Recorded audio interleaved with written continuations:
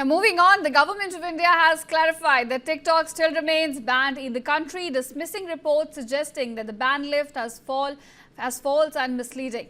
Now viewers, this clarification comes after several users on social media claimed that they could access TikTok's website in India. However, login attempts failed and the app still remains unavailable on app stores.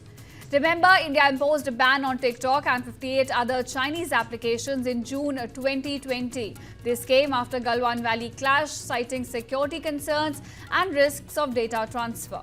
In fact, the government also alleges that the app and the other Chinese platforms, they have been engaging in activities prejudicial to India's sovereignty, integrity and public order.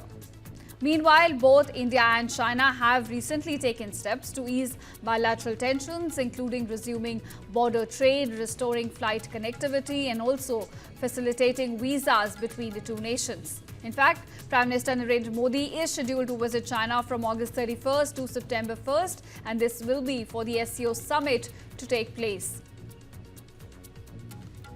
Now moving on, the government of India has clarified that TikTok still remains banned in the country, dismissing reports suggesting that the ban lift has false and misleading. Now viewers, this clarification comes after several users on social media claimed that they could access TikTok's website in India. However, login attempts failed and the app still remains unavailable on app stores. Remember, India imposed a ban on TikTok and 58 other Chinese applications in June 2020.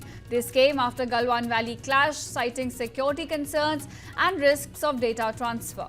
In fact, the government also alleges that the app and the other Chinese platforms, they have been engaging in activities prejudicial to India's sovereignty, integrity and public order. Meanwhile, both India and China have recently taken steps to ease bilateral tensions, including resuming border trade, restoring flight connectivity, and also facilitating visas between the two nations. In fact, Prime Minister Narendra Modi is scheduled to visit China from August 31st to September 1st, and this will be for the SCO summit to take place.